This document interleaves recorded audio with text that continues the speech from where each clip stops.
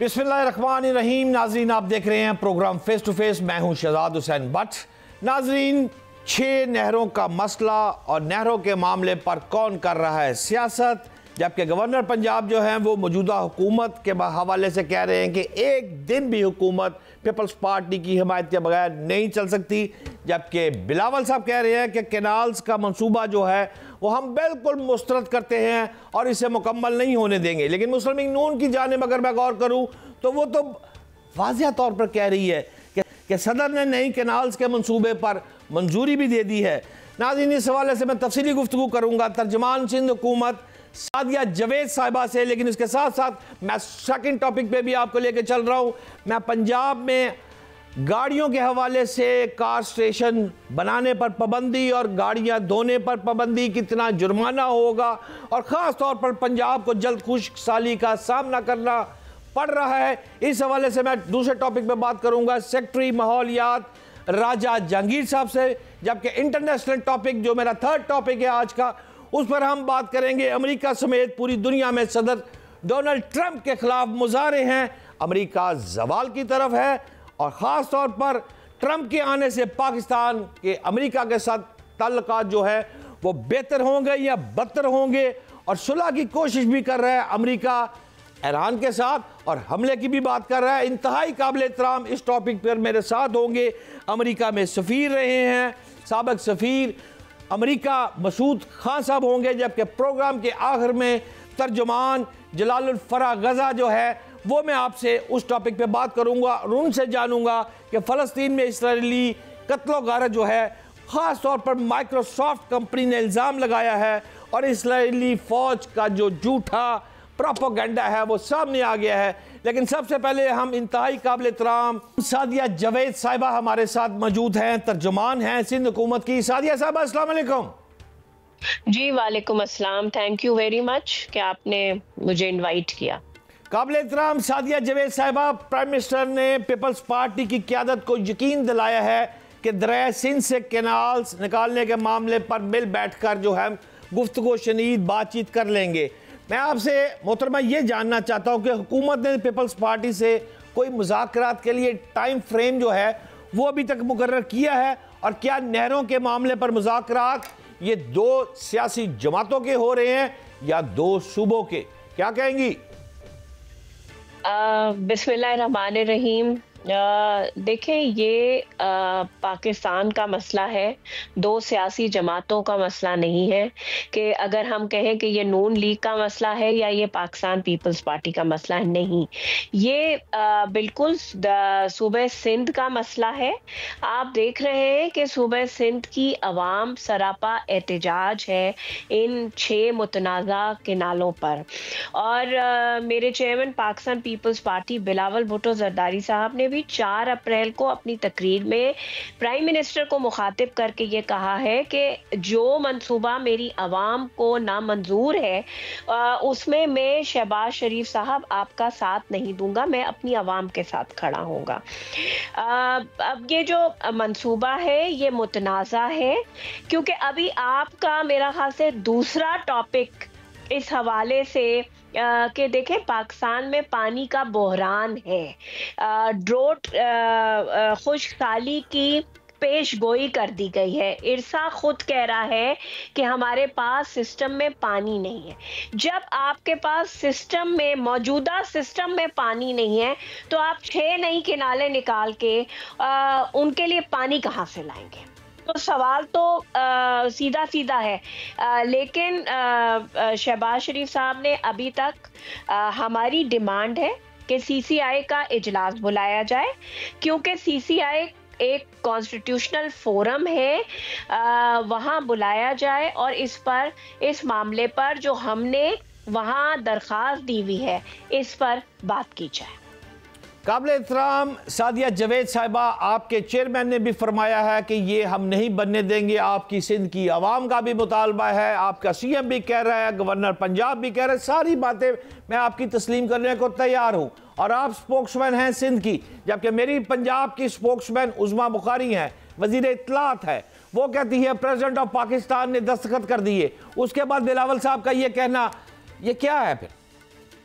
देखिए, मेरे लिए भी आपकी तर्जुमान काबिले एहतराम है। इंफॉर्मेशन मिनिस्टर हैं वो पंजाब की, लेकिन आप और मैं ये बात जानते हैं कि प्रेसिडेंट आसिफ अली जरदारी साहब जब पिछली बार 2008 में इस मुल्क के सरबराह बने थे तो उन्होंने अपने तमाम पावर्स पार्लियामेंट के हवाले कर दिए थे।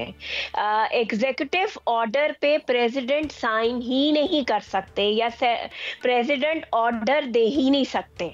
ये काम है एग्जीक्यूटिव का, पार्लियामेंट का। तो जो उज़मा बुखारी साहिबा ने बात की, वो मैंने कल भी इस बात पे उनको कहा था कि वो थोड़ी सी अपनी नॉलेज को बढ़ाएं, कॉन्स्टिट्यूशन को पढ़े। प्रेसिडेंट के पास ये इख्तियार नहीं है। बिल्कुल प्रेसिडेंट के पास ब्रीफिंग हुई है, प्रेसिडेंट ने उस ब्रीफिंग को लिया है, लेकिन प्रेसिडेंट ने उसमें कोई ऑर्डर नहीं किया। अच्छा चलें, अगर कहती हैं कि जी उसमें उन्होंने ऑर्डर दे दिया, जो कि प्रेसिडेंट का इख्तियार नहीं है।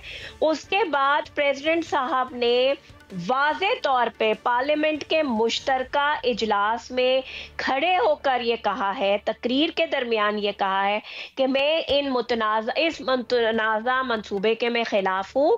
ये फेडरेशन के लिए नुकसानदेह होगा। फेडरल गवर्नमेंट को चाहिए कि वो सूबों के साथ बैठकर इस मामले को देखे। तो देखिए, उन्होंने तो वाज़े तौर पर पाकिस्तान में पार्लियामेंट से बड़ा फोरम कोई नहीं है और दोनों हाउसेस की मौजूदगी में प्रेसिडेंट साहब ने कहा है कि मैं इन नहरों के खिलाफ हूँ। तो बात ख़त्म हो जाती है। लेकिन उज़मा बुखारी साहिबा ने बात की है, निहायत ही काबिले एहतराम है वो मेरे लिए, लेकिन उन्होंने जो ये बात की है ये उनकी नॉलेज की कमी मैं कहूँगी।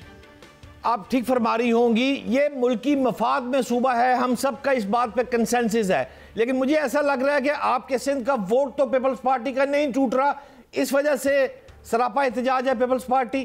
क्या एम आई राइट? नहीं जी, ऐसी कोई बात नहीं है। देखें, पानी के मसले पर पाकिस्तान पीपल्स पार्टी ने हमेशा स्टैंड लिया है।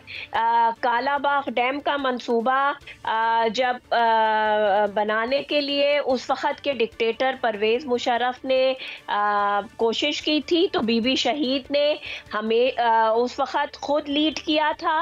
आज ऐसा कोई सादिया जावेद साहब, कतकलामी की माजरत, एक शार्प सवाल करना चाहता हूँ। मेरे ज़हन में एक बात आ रही है, अगर हम दरिया सिंध पर कंप्यूटराइज्ड निज़ाम जो है, टेलीमेट्री सिस्टम जो है, उसको अवेजा कर दे, तनसीब कर दे, तो उसके बाद सूबा सिंध के तहफ़्फ़ुज़ात जो है, इज इट पॉसिबल वो दूर हो सकते हैं? देखें, टेलीमेट्री सिस्टम तो उस पे आवेजा हो जाना चाहिए था 91 के अकॉर्ड के बाद। आज भी हम कहते हैं कि हमें हमारे हिस्से का पानी कम मिल रहा है, तो वो तो पैसे खुद हो गए थे ना इसका के। फिर देखें, वो जो भी है, टेलीमेट्री सिस्टम होना चाहिए। सूबा सिंध के तहफ़्फ़ुज़ात हैं, पाकिस्तान के सिस्टम में पानी नहीं है, ये मैं भी जानती हूँ, आप भी जानते हैं। इरसा खुद कहता है हर साल कि हमारे सिस्टम में पानी नहीं है, तो आप कहाँ से पानी? अच्छा चलें, अगर जो पंजाब गवर्नमेंट ये कह रही है कि जी हम अपने हिस्से का पानी देंगे, तो आप मुझे ये बताइए कि जो सतलुज में इतना पानी नहीं है, अगर वो पानी जो वो सतलुज इस वक्त जो प्रोवाइड कर रहा है, जो वहां का जमींदार है, तो क्या आप उसके हिस्से का पानी काटेंगे? दुरुस्त फरमा रही हैं, इंतहाई काबिल एहतराम। जी, आप बात मुकम्मल कर ले, मैं ब्रेक पे जाना चाह रहा हूँ, मुकम्मल कर ले प्लीज। तो इसलिए मैं ये बात कह रही हूँ कि पानी हम 6 किनालों, देखें 2 किनाले तो वो भी है ना जो सिंध हुकूमत को वो कह रहे हैं कि आप बनाएं, जिसके लिए हमने इनकार किया क्योंकि हम कह रहे हैं पानी नहीं है सिस्टम में, तो वो किनाले कहाँ से पानी लाएंगी? तो इसीलिए काबिले एहतराम है पंजाब हुकूमत भी, लेकिन CCI का इजलास बुलाना चाहिए। ये अहम कौमी मसला है, पानी का मसला है, तमाम सूबों को जो है इसमें एतमाद में लेना चाहिए और किसी भी मुतनाज़ा मंसूबे को इस वक्त वफाक मुतनाज़ा मंसूबा नहीं होना चाहिए। ठीक फरमा रही हैं तर्जुमान हुकूमत इंतहाई काबिल एहतराम सादिया जावेद साहिबा हमारे साथ थी। फरमा रहे हैं, सिंध का कहना है कि समुंदर को रोकने के लिए दरिया का पानी इसमें गिरना ज़रूरी है। 6 कैनाल मंसूबा ना रोका गया तो सिंध की ज़मीनें जो है वो बंजर हो सकती हैं। ये सिंध का मौक़िफ़ है। लेकिन नाज़रीन, मैं एक शॉर्ट ब्रेक पर जा रहा हूँ, मेरे साथ रहिएगा। Short break.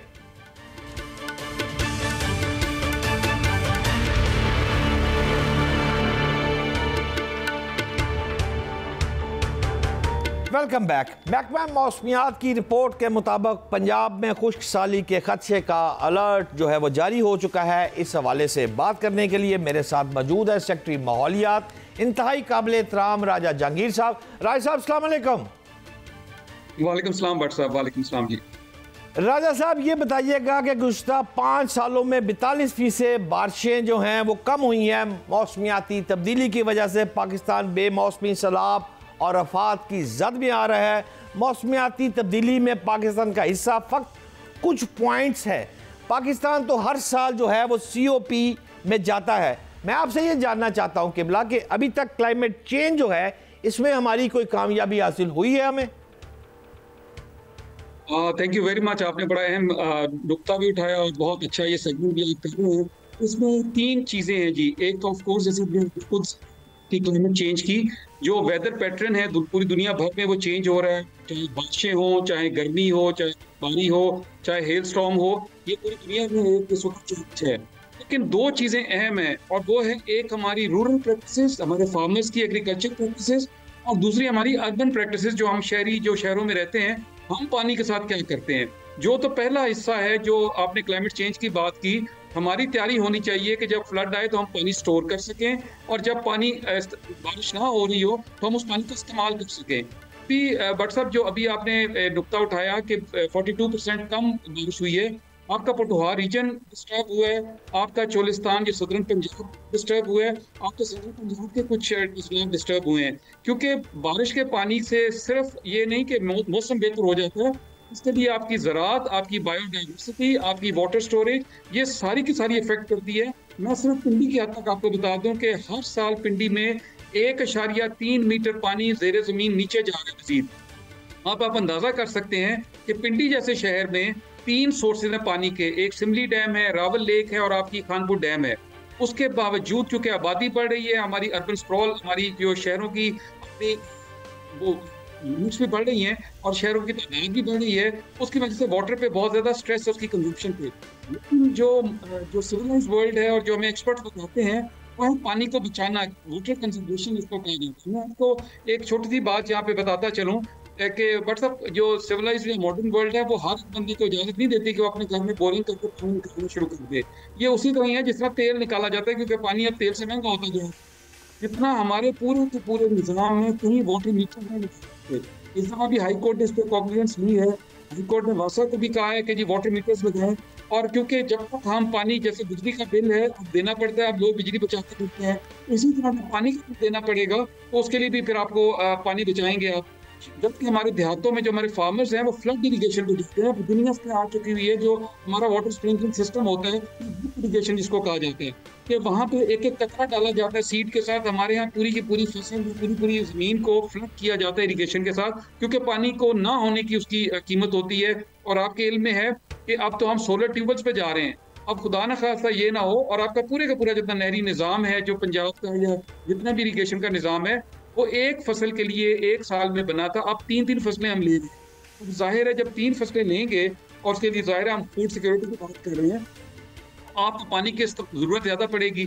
जब पानी की ज़रूरत ज़्यादा पड़ेगी तो हमें स्मार्ट टेक्नोलॉजीज़ यूज़ करनी चाहिए। हमें पानी को इस तरह ज़ाया नहीं कर सकते। ये मैं देहाती बात कर रही थी, फार्मर्स की बात कर रहा हूँ। जो शहरों के अंदर है वो आपके सामने है। हम पानी का बेदरेग इस्तेमाल करते हैं। हम अपना सुबह ब्रश करना हो, दांतों का ब्रश करना हो तो हम पानी कितना ज़ाया करते हैं, हम नहाना हो तो कितना ज़ाया करते हैं, हमने कोई वॉश करना हो, अपने बर्तन वॉश करने हो, कपड़े वॉश करने हो तो कितना पानी ज़ाया करते हैं। तो हमें रोज़मर्रा की अपनी एक्सपीरियंस है जो हम देखते हैं रोज़ होता हुआ, तो ये अब प्रैक्टिस भी चेंज करनी पड़ेंगी। ऑफ कोर्स हमें बड़े डैम्स चाहिए, बन भी रहे हैं कुछ डैम्स, लेकिन हमारी जो आबादी की तनासब से जितनी हमारी पानी की ज़रूरत है, हमारा बहुत सारा पानी जो है वो में ज़्यादा हो जाता है जो हमें ग्लेशियर मेल्टिंग से आता है।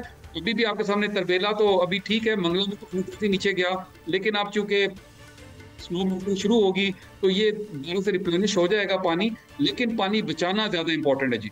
दुरुस्त फरमा रहे हैं राजा साहब आप। मेरे हुकूमत पंजाब ने वाज़े तौर पर कहा है कि पानी की कमी की वजह से नए जो कार वाश स्टेशन हैं उन पर पाबंदी लगाई जा रही है।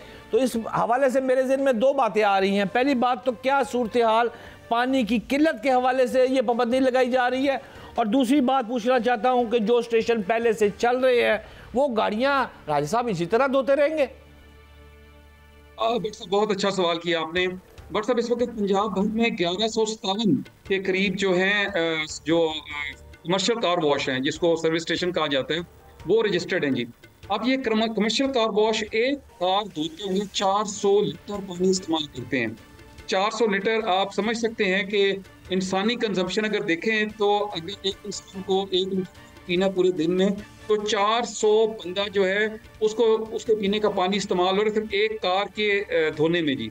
और ये तो वो है जो कार से हमने शुरू में कोशिश की इनको रिसाइकलिंग पे जो कितना सफा होता है, हमने कुछ लोगों को शिफ्ट भी कर, तकरीबन 250 के करीब सर्विस स्टेशन जो है वो शिफ्ट भी हुए हैं। हमने कोई तकरीबन 250 के करीब जो हमारे कार वॉश हैं उनको हमने रिसाइकलिंग पानी पे भी लेके गए हैं। ये रिसाइकलिंग को बहुत कोई किस्म की टेक्नोलॉजी नहीं है, ये आपका उसमें ग्रीस ट्रैप है। जब आपका गाड़ी धोई जाती है तो उसके अंदर आप देखते हैं कि कुछ ऑयल यूज होते हैं, कुछ आपके डिटर्जेंट्स यूज होते हैं, और ये सारे का सारा पानी जब ज़ाया होता है, अदरवाइज पहले तो जा रहा था उसी तरह सीवेज में। अब हमने इनको कहा है कि जी आप इसको रीयूज करें। रीयूज करने के बावजूद भी मतलब हालत ये होती है कि आपको फिर भी 80 लीटर पानी से फाइनली धोना पड़ता है। आप ये रिसाइकिल पानी के साथ उसको वो तो साफ तो कर सकते हैं, लेकिन फाइनल 80 लीटर फिर भी ज़ाया होगा। हमने नए पाबंदी इसलिए वक्ती तौर पे लगाई है कि हमें ये देखना है कि आप जो नए प्लांट लगेंगे क्या वो रिसाइकलिंग प्लांट लगा चुके हैं जो एग्जिस्टिंग है, और जो नए लगेंगे उनके लिए भी नई SOP रेगुलेशंस बनेगी। अब ये पानी को ज़ाया करने के लिए हमें हर वो इकदाम करना पड़ेगा, चाहे वो छोटा है या बड़ा है। ये एक इकोनॉमिक एक्टिविटी है, हमें इसका पूरी तरह अंदाजा है, लेकिन economic activity at the cost of human race नहीं हो सकती कि हम पानी पीने के लिए तरस जाएं और एक जगह पे 400 लीटर से एक कार वॉश पे हो जी। उसके दूसरा जो घरों में भी पानी का इस्तेमाल है, गाड़ियाँ धोते हुए आपकी भी नज़र से गुजरता है, एक पाइप लेकर ड्राइवर और वो तकरीबन 1.5 घंटा गाड़ी को धोता रहेगा, उसके अंदर भी आपके सामने जिस तरह पानी ज़ाया हो रहा होता है। वहाँ घरों पे भी हमने अब कई जगहों पे नोटिस दिए हैं, जुर्माने किए हैं। 10,000 जुर्माना है घर पे, अगर आप पकड़े जाते हैं गाड़ी धोते हुए तो उसको भी जुर्माना है।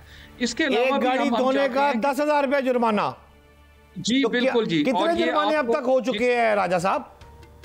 अच्छा, इसमें हमने कोई इस वक्त तक 70 के करीब जुर्माने हुए हैं जी। और ये जो हमारी हाउसिंग सोसाइटीज जितनी हमारी जो मॉडर्न जो इंफ्रास्ट्रक्चर पे बनती हैं, अब हम इनको भी अप्रोच करने जा रहे हैं कि आप अपने ये पसंद करें लोगों को कि कोई भी अपने घर में ड्रिल नहीं करेगा, बोरिंग नहीं करेगा पानी निकालने के लिए। और अब वासा भी इस पे आ गई हुई है वाटर मीटरिंग के लिए। ये बल्क सप्लाई करनी पड़ेगी, डायरेक्ट पंपिंग करनी पड़ेगी। आपको याद होगा जब हम लोग शुरू में देखते थे शहरों में तो ओवरहेड रिजर्वायर होते थे, टंकियां बनी होती थी, वहां से पानी आता था और पानी का टाइम मुकर्रर होता था, कुछ सुबह के लिए कुछ शाम के लिए लोग स्टोर करते थे। अब हालत ये हो गई है कि हमारे यहाँ 24 घंटे पानी अवेलेबल है, उसकी कोई कदर नहीं है। और पानी जितना नीचे जा रहा है, और खास तौर पे Lahore is not an exception, Lahore का पानी बहुत नीचे जा रहा है। और ये आने वाले दिनों में हमें लग रहा है कि ये खुदा न खास्ता है, ये जिस तरह बाकी जो दुनिया में कहत साली आई, अभी तक हमारा माइल्ड ड्राउट है अभी जो इसको टेक्निकली कहा जाता है, लेकिन खुदा न खास्ता अगर ये परसिस्ट करती है, बारिशें नहीं होती ज़्यादा, हम पानी ज़्यादा स्टोर नहीं कर पाते, तो ये ड्राउट एक शिद्दत भी इख्तियार कर सकता है। राजा साहब, मेरा लास्ट सवाल है आपसे कि अगर महकमा मौसमियात की रिपोर्ट आप देखें तो पंजाब, बलोचिस्तान और सिंध में बारिशें ना होने के बायस खुश्क साली का जो खर्चे का अलर्ट जारी हो चुका है, खुदा न खास्ता ऐसी सूरत बनती है तो पंजाब के पास क्या हिकमत अमली है आपके पास? एक तो पोटहार के अंदर बेशुमार चेक डैम्स, वॉल डैम्स मौजूद हैं जी। दूसरा बट साहब मैं आपकी तवज्जो दिलाना चाहूँगा कि अब चूँकि समर सीजन शुरू होने लगा है, अभी तो हमें 10-15 दिन शदीद धूप की ज़रूरत है, क्योंकि हमारी फसलें खासतौर पर हमारी जो गंदम है उससे पकना है और हमने उसको हार्वेस्टिंग करनी है उसकी। तो अगले 10-15 दिन, हालांकि वेदर फोरकास्ट भी है शायद 8 से 12 के दरमियान एक स्कैटर्ड रेनफॉल या आइसोलेटेड रेनफॉल का भी पंजाब के लिए प्रेडिक्शन है, क्योंकि वेस्टर्नली एक सिस्टम दाखिल हो रहा है 8 तारीख से पाकिस्तान के अंदर। तो बारिशों में हमें अगले चंद दिनों तो ज़रूरत होगी कि हम फसलें काट सकें, संभाल सकें, लेकिन इन द लॉन्गर रन चूँकि हमारा फिर आगे आएगा जो स्पेल आता होता है मानसून का आता है, आपके इल्म में है जुलाई अगस्त में फिर बारिशें बहुत ज़्यादा तादाद में होती हैं। लेकिन बट साहब अगर हम स्ट्रेटेजिकली बात करें, हमें ज़्यादा पानी बचाने की ज़रूरत है। शहरों में भी, देहातों में भी हमें अपना लाइफ़स्टाइल चेंज करने की ज़रूरत है। हमें इस पानी को रिस्पेक्ट करने की ज़रूरत है और हमें बड़े डैम्स बनाने की ज़रूरत है, छोटे डैम्स बनाने चाहिए। जहाँ-जहाँ हम पानी को बचा सकते हैं, हमें बचाना चाहिए। हमारी इंशाल्लाह अभी हम सख्ती और मज़ीद बढ़ाने लगे हैं। इसके अलावा जैसे आज हम आपके इल्म में है कि ये जो हमने कार वॉश नए पे पाबंदी लगाई है, आने वाले दिनों में हमारी जो ब्लू स्क्वाड है, जो हमारी एनवायरमेंटल प्रोटेक्शन फोर्स के अंदर जो उसने पानी को सिर्फ तवज्जो देनी है, वो मज़ीद भी जुर्माने, चालान लोगों को हमने सख्ती करनी पड़ेगी ताकि लोग पानी को बचा सकें जी। बहुत शुक्रिया, इंतहाई एहतराम। राजा जहांगीर साहब मेरे साथ थे। नाजरीन होशियार हो जाए, ब्लू स्क्वाड आपने लफ्ज़ सुना है राजा जहांगीर सेक्रेटरी माहौलियात के मुंह से, क्योंकि वो कह रहे हैं कि सख्ती मजीद बढ़ाने जा रहे हैं। घरों में गाड़ियां नहीं धोनी आपने, क्योंकि हो जाना है 10,000 रुपया नकद आपको जुर्माना। एक शॉर्ट ब्रेक पे जा रहा हूं, मेरे साथ रहिएगा। Short break.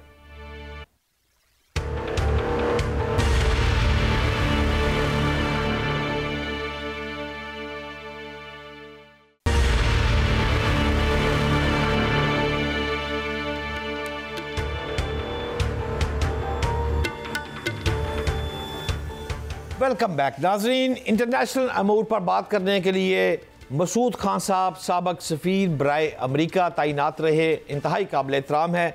मसूद खान साहब अस्सलाम वालेकुम। वालेकुम अस्सलाम। मसूद खान साहब, आप अमेरिका के हवाले से साबक सफ़ीर भी रहे, आपकी मुकम्मल ग्रिप है और हर तरह की कमांड है। मैं आपसे कोई सवाल करने से पहले सीधा यही जानना चाहता हूँ, अमेरिका के सदर ट्रंप आगे फौरी आपके ज़हन में क्या आता है? दुनिया में क्या होगा?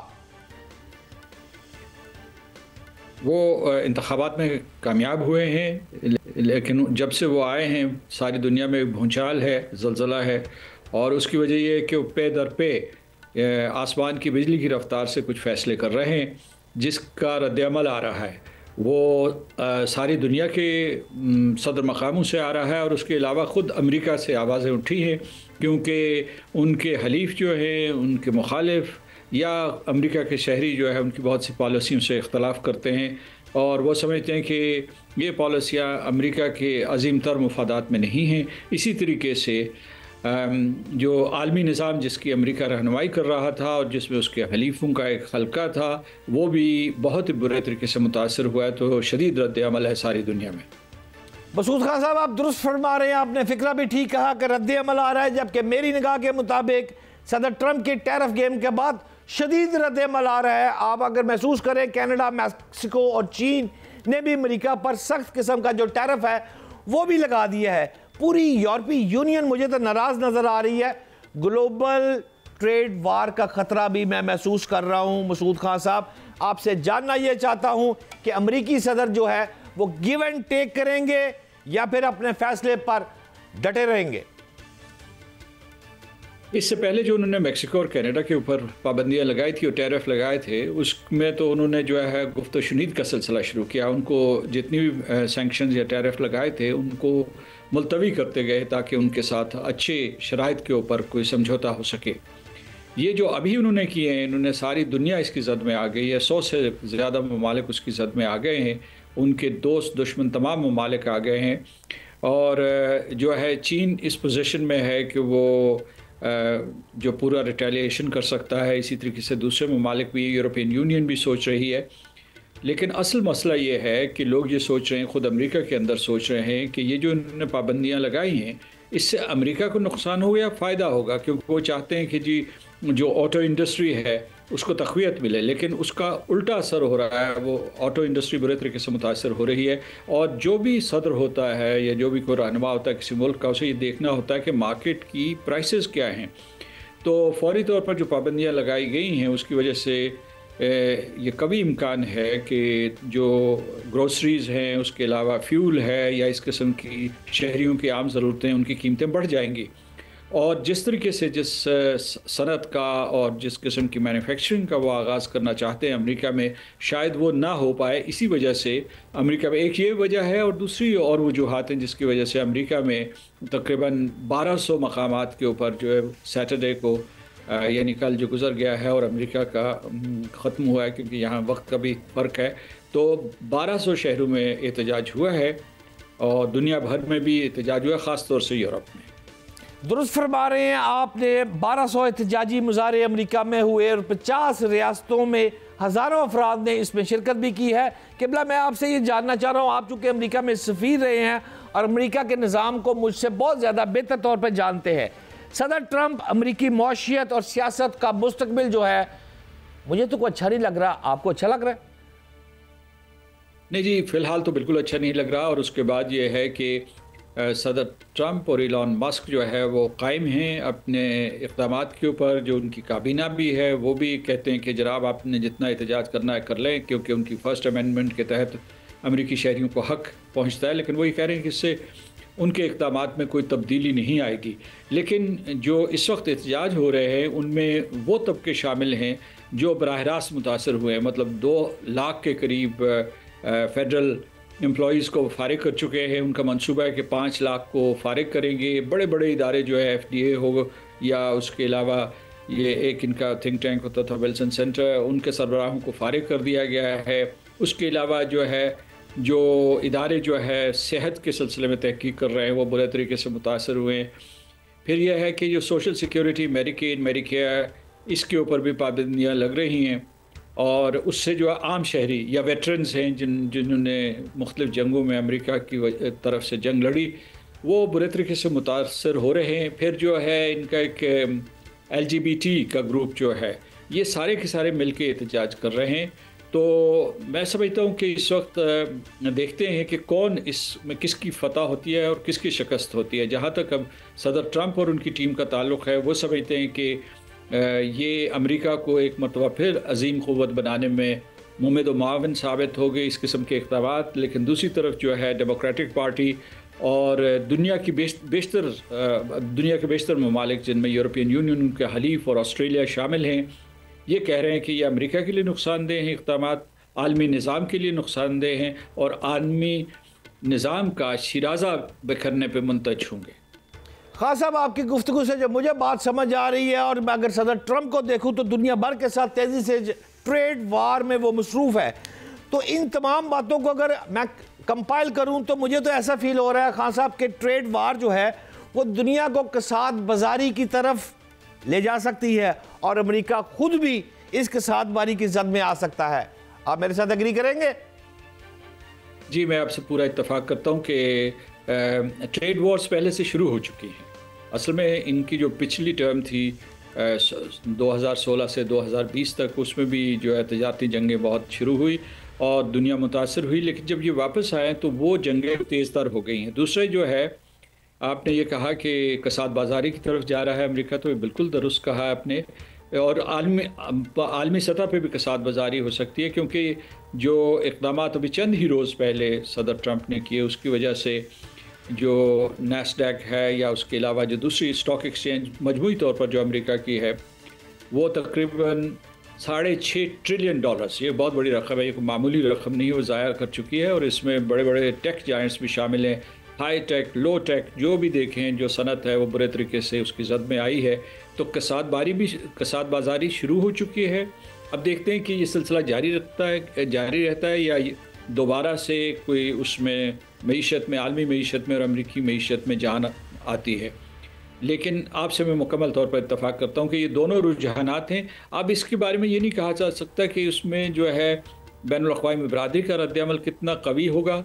और दूसरे ये है कि ख़ुद अमेरिका में जो रिपब्लिकन हुकूमत है वो क्या अपने फ़ैसलों को वापस लेगी। उन्होंने एक बयान में कहा है कि हम सोशल सिक्योरिटी, मेडिकेयर और मेडिकेड जो है उसके सिलसिले में मुस्बत इक़दामात करेंगे, यानी मतलब ये को उसके ख़िलाफ़ नहीं है, जिसका मतलब ये है कि थोड़ी कमज़ोरी वहाँ भी है। वो ये कह रहे हैं कि इस तरीके से जो अमेरिका की बड़ी पब्लिक है उसको नाराज़ नहीं करना चाहते। खान साहब, मेरा आपसे आखिरी सवाल है, इन तमाम टॉपिक्स के साथ साथ पाकिस्तान की बात करना चाहता हूँ। तो आप पाकिस्तान को किन मुआशी और सिक्योरिटी चैलेंजेस का सामना करना पड़ सकता है, इस हवाले से आप ज़रा कंपैरिजन मुझे थोड़ा सा ये भी दें अबाउट पाकिस्तान। देखें, पसे पता कुछ कोशिशें जारी हैं कि अमेरिका और पाकिस्तान के ताल्लुकात को बढ़ा दिया जाए, लेकिन चूँकि सारी दुनिया टैरिफ्स की जद में आई, पाकिस्तान भी आया और 29% टैरिफ जो है वो पाकिस्तान के ऊपर भी मुसल्लत कर दिया गया है। उसकी वजह से पाकिस्तान को बहुत नुकसान होगा, क्योंकि हमारी जो अमेरिका है वो सबसे बड़ी तजारती मंडी है, सबसे बड़ा जो बरामदी मंजिल है, ये एक्सपोर्ट डेस्टिनेशन है, वो अमेरिका है। तो उसके मुतासर होने का ख़तरा है। देखें, सिर्फ इतना है कि वहाँ पाकिस्तान ही नहीं मुतासर हुआ, हिंदुस्तान भी हुआ है, बांग्लादेश भी हुआ है, ये हमारे कंपेटिटर्स हैं वहाँ। तो इस वजह से कोई थोड़ी सी उम्मीद की किरण है, लेकिन पाकिस्तान के ऊपर इसका बुरा असर पड़ेगा। पाकिस्तान, अमेरिका खसारे में है। जब ट्रेड डेफिसिट की बात देते हैं तो पाकिस्तान अमेरिकी तजारत में अमेरिका खसारे में है। पाकिस्तान के पास हमेशा जो है वो ज़ायद बरामदात रही हैं। तो मैं ये समझता हूँ कि लेकिन जो मौजूदा हालात में अभी अमेरिका के बारे में नहीं पता कि उनके ताल्लुकात दूसरी दुनिया से कैसे बनेंगे, उनकी क्या शक्ल बनेगी। तो पाकिस्तान को इस वक्त बहुत सोच समझ के एक हिकमत अमली इख्तियार करनी चाहिए, ताकि वो तवीलुल मियाद बुनियाद के ऊपर अमेरिका के साथ मजबूत ताल्लुकात कायम कर सकें। क्योंकि जो वहाँ एडमिनिस्ट्रेशंस आती जाती रहती हैं, आज ट्रंप एडमिनिस्ट्रेशन है, कल पता नहीं कौन सी एडमिनिस्ट्रेशन होगी, रिपब्लिकन्स में भी जो मुख्तलिफ़ किस्म के ख़यालात पाए जाते हैं। तो हमारा जो ताल्लुक़ है बुनियादी तौर पर उस रियासत से है और उसके लोगों से है, और ये नाते कभी टूटने नहीं चाहिए। बहुत शुक्रिया। काबिल एहतराम मसूद खान साहब मेरे साथ थे, जो हमें बता रहे थे कि अमेरिका की 50 रियासतों में हज़ारों अफराद अमेरिकी सदर की पॉलिसियों के ख़िलाफ़ सड़कों पर हैं और 1200 एहतजाजी मुजाहरे अब तक हो चुके हैं। आइंदा क्या लाएमल होगा, इंशाअल्लाह ताला इस पर मज़ीद काम करके आपको रिपोर्ट करेंगे। लेकिन नाज़रीन, इस वक्त मैं जा रहा हूँ एक ब्रेक पर, मेरे साथ रहिएगा। Short break.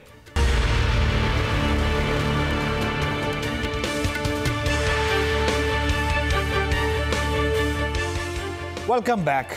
नाज़रीन, शहीद इमदादी कारकुन की जानब से बनाई गई वीडियो ने इसराइली फ़ौज के झूठ का भांडा फोड़ दिया है।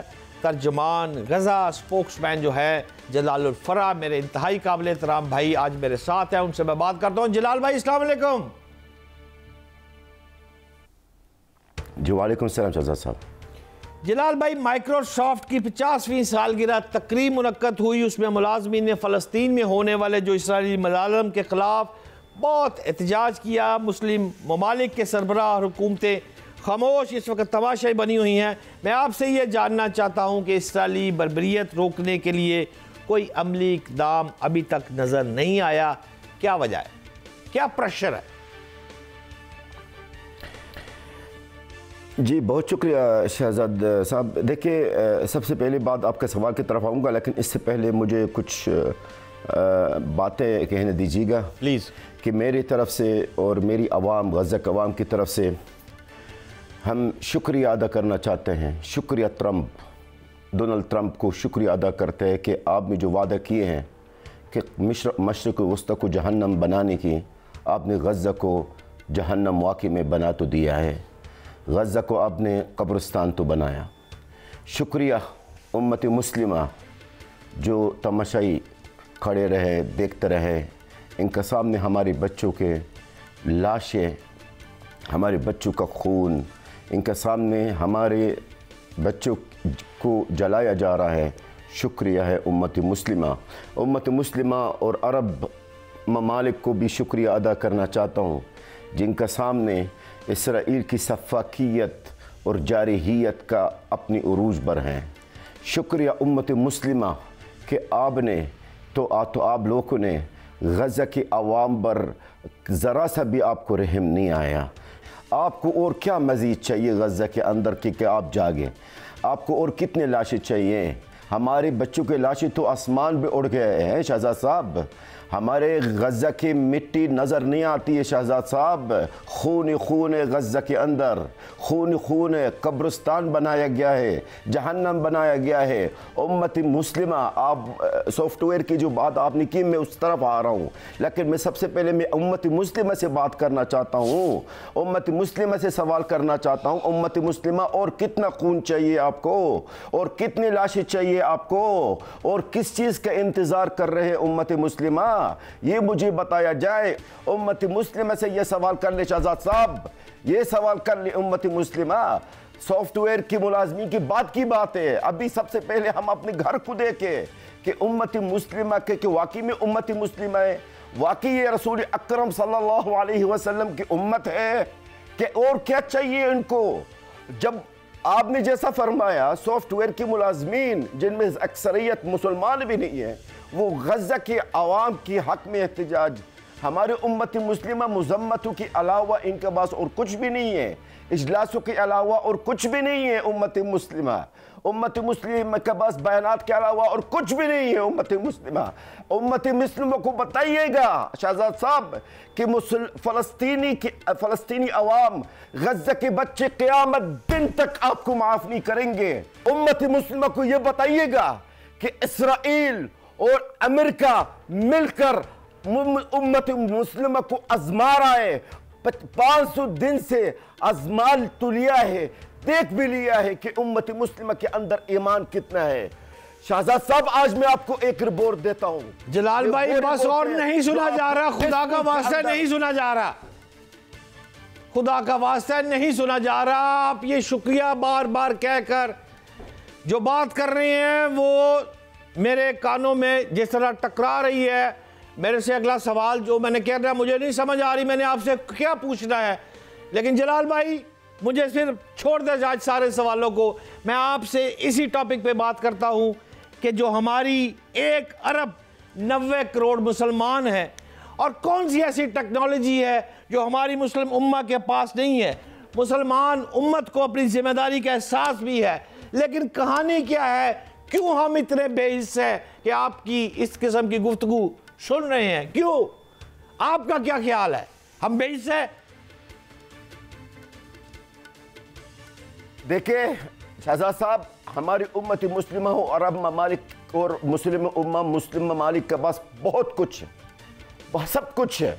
इसराइल को लगाम लगा सकते हैं, इसराइल को रोक सकते हैं, हमारे बहन भाइयों को गज़ा के अंदर पानी तो पहुंचा सकते हैं, पानी तो पहुंचा भी सकते हैं, लेकिन उम्मत मुस्लिमा के अंदर एक वहम है कि हम अमेरिका के खिलाफ खड़े नहीं हो सकते, अमेरिका के खिलाफ हम कुछ नहीं कर सकते, इसराइल के लिए कुछ नहीं कर सकते। आप मुझे ये बताइए, आज मैं आपसे सवाल कर रहा हूं शहजाद साहब, आज हमारी मुस्लिम उम्मा, मुस्लिम ममालिक का तादाद कितना है? 57। आज मैं एक तजवीज़ देता हूं जो मैंने भी दी है, कई लोगों ने भी दी है। आज अगर हर एक मुल्क से, हर एक मुसलमान मुल्क से एक नुमाइंदा होता है, एक रिप्रेजेंटेटिव होता है, और एक टीम बन के, टीम यानी 57 बंदा, यानी 57 बंदे, यानी 57 पर्सन्स, ये इकट्ठे होके गज़ा के बॉर्डर पे जाते हैं, अपने बहन भाइयों के लिए, अपने बच्चों के लिए ये पानी और ये खुराक ले जाते हैं, तो उनको क्या होगा? क्या इनको इसराइल बमबारी करेगी? क्या इसराइल इनको मारेगी? क्या इसराइल में इतनी जुर्रत होगी कि वो 57 मुल्क लोग है, 57 मुस्लिम मुल्क का नुमाइंदे लोग हैं, इनके ऊपर बमबारी करे या उनको मारे? कुछ नहीं करेगी इसराइल है। कम से कम ये मुस्लिम उम्मत तो ये तो कर सकता है ना, ये तो कर सकते हैं।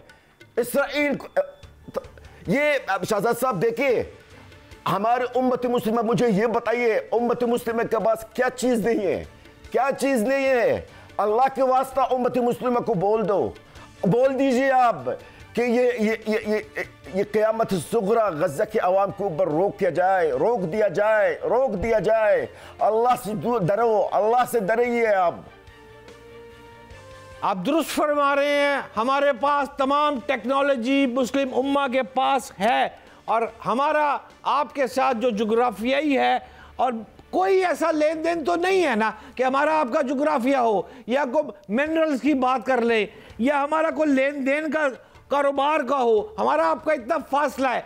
लेकिन हम ये समझते हैं जलाल भाई कि ये हमारे ईमान का हिस्सा है, हमें फ़लस्तीन का मदद करना कोई एहसान नहीं है, ये ईमान का हिस्सा है हमारा। लेकिन मैं आप साहब, मैं आपको बता दूं और आपके नाज़रीन को, और ये बात मेरी बात सुनिए, आप मेरी बात सुनिए शहजाद साहब, आज ये मेरे अल्फाज याद रखिएगा, और आपको पता है जो भी मैं आपके इस अजीज मुअज़्ज़ज़ चैनल में या कहीं भी कोई भी पेशगोई करता हूं, बदकिस्मती से दुरुस्त साबित हो जाता है। पिछले प्रोग्राम में मैंने आपको क्या कहा था? 40 से 45 दिनों में दोबारा फसाद शुरू होगा, कहा, मानता हूं। हुआ ना सर? बिल्कुल 45वें दिन शुरू हो गया था। अब आप आज मेरा नई पेशगोई देख ले आप, ठीक है। अब आज मेरी नई पेशगोई सुन लीजिए। आज मैं उम्मत मुस्लिमा को एक पैगाम देना चाहता हूं, वो ये है, ये जो इसराइल और इनके साथ मगरबी ताकतें हैं वो मुसलमानों को आजमा चुके हैं 500 दिन से आजमा चुके हैं। इस वक्त मस्जिद अल अक्सा खतरा में है। उम्मत मुस्लिमा को उन्होंने देख लिया, इसराइल वालों ने, अमेरिका वालों ने, इनके अंदर के कितना उम्मत मुस्लिमा के अंदर हिम्मत है, कितनी जुर्रत है, वो उन्होंने 500 दिन में तो देख लिया। आज मैं आपको ये तारीख के लिए आप अपने प्रोग्राम में ये सेव कीजिएगा। अगर उम्मत मुस्लिमा के ये हाल रहा, अगर ये उम्मत मुस्लिमा का ये हाल रहा, शहजाद साहब, ये नापाक नाजायज रियासत इसराइल बैतुल मुक़द्दस मस्जिद अल अक्सा को शहीद कर देंगे।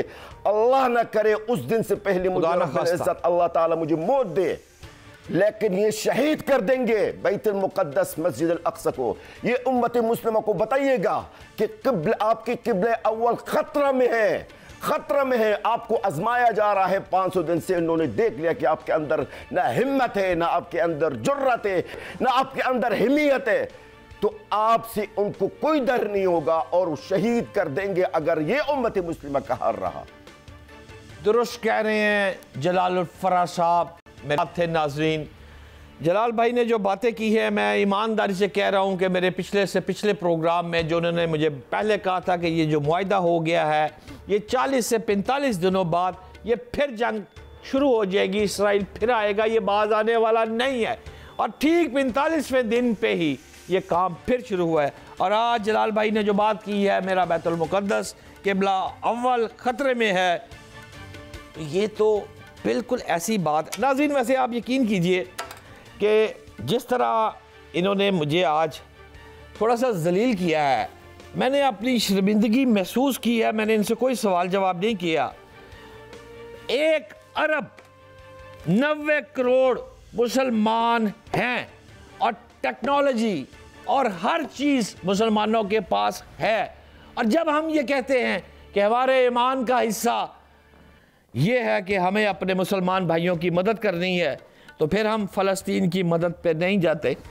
तो भाई से अफसोस ही है और शर्मिंदगी है मेरे पास।